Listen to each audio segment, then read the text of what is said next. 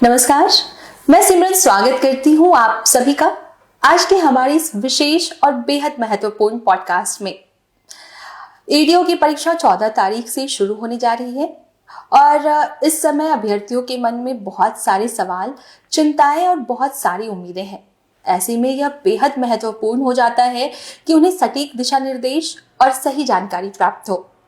इन्हीं सभी पहलुओं पर बात करने के लिए आज हमारे साथ मौजूद हैं भारतीय प्रशासनिक सेवा के वरिष्ठ पदाधिकारी एवं बिहार लोक सेवा आयोग के परीक्षा नियंत्रक श्री राजेश कुमार सिंह जी। आज की इस विशेष बातचीत में हम सर से परीक्षा से जुड़ी हर उस मुद्दे पर बात करेंगे, चाहे वो परीक्षा पैटर्न हो, आम दिशा निर्देश हो या आपकी आम शंकाएं। हमारी कोशिश होगी कि आज की इस बातचीत से अभ्यर्थियों के मन की आम शंकाओं को दूर किया जा सके ताकि वो परीक्षा में पूरी आत्मविश्वास के साथ सम्मिलित हो सके। तो चलिए सर से बातचीत शुरू करते हैं। सर, आपका बहुत बहुत स्वागत है।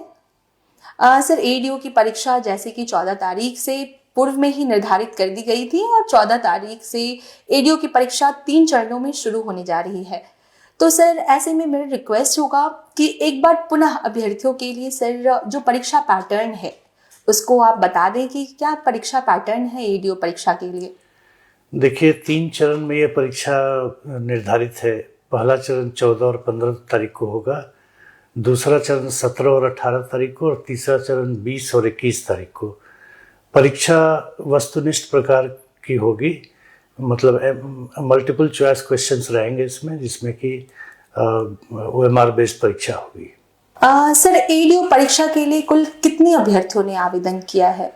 ये लगभग 11,10,97,000 के आसपास हैं। 11 लाख अभ्यर्थियों ने आवेदन किया है। बिहार लोक सेवा आयोग की इस दृष्टिकोण से सबसे बड़ी परीक्षा है। तब तो फिर परीक्षा काफी टफ भी होने वाला है सर। ऑब्वियसली। सर, एडीओ परीक्षा में जो OMR शीट है, उत्तर पत्रक, उसके मूल्यांकन की क्या प्रक्रिया है? उत्तर पत्रक का मूल्यांकन तो स्कैनिंग करके की जाती है। उसके बाद हम लोग उत्तर पत्रक और आंसर की तैयार करते हैं, प्लस रिस्पांस कोड जो स्कैनिंग के दौरान रिस्पांस कोड मशीन ने रीड किया, तीनों को हम लोग अभ्यर्थी के लॉगिन में डाल देते हैं। वो अपना डाउनलोड करके देख सकते हैं। अगर कोई त्रुटि है तो मेल करके हमें 1 सप्ताह के अंदर बता सकते हैं। एडीओ परीक्षा में सर किन किन विषयों की परीक्षा ली जाएगी और इसमें मार्किंग का क्या प्रावधान है? देखिए, प्रत्येक चरण में पहले दिन 10 से 12 2 घंटे की परीक्षा होगी सामान्य भाषा की। सामान्य भाषा में 30 प्रश्न रहेंगे अंग्रेजी से और 70 प्रश्न रहेंगे हिंदी भाषा से। और इसके अलावा सेकंड सिटिंग में सामान्य अध्ययन की परीक्षा होगी जो 100 अंक का होगा, और दूसरे दिन भी 10 से 12 मेंटल एबिलिटी की परीक्षा होगी, वो भी 100 अंक का होगा। इसमें न्यूनतम अर्हतांक सामान्य भाषा में हिंदी और अंग्रेजी में अलग अलग लाना है 30%।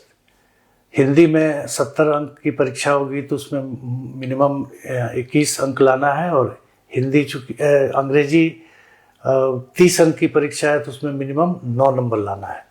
उसके बाद जो सामान्य अध्ययन और मेंटल एबिलिटी की परीक्षा है, दोनों मिला के 200, उसमें जीएडी का सर्कुलर लागू होगा। मेरिट लिस्ट आने के लिए मिनिमम जनरल कैटेगरी के लिए 40% है और अन्य लोगों के लिए 36-32% जो है उस तरह से लाना होगा। सर, सामान्य अध्ययन विषय के अंतर्गत किस प्रकार के प्रश्न पूछे जाएंगे?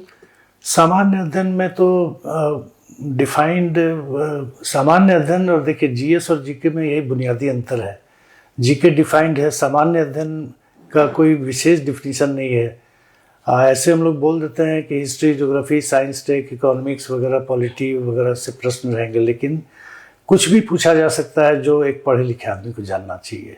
सर, बिल्कुल इसी तरह सर जनरल एप्टीट्यूड जो हमारा तीसरा विषय है, उसमें गणित और जो एनालिटिकल रीजनिंग से संबंधित प्रश्न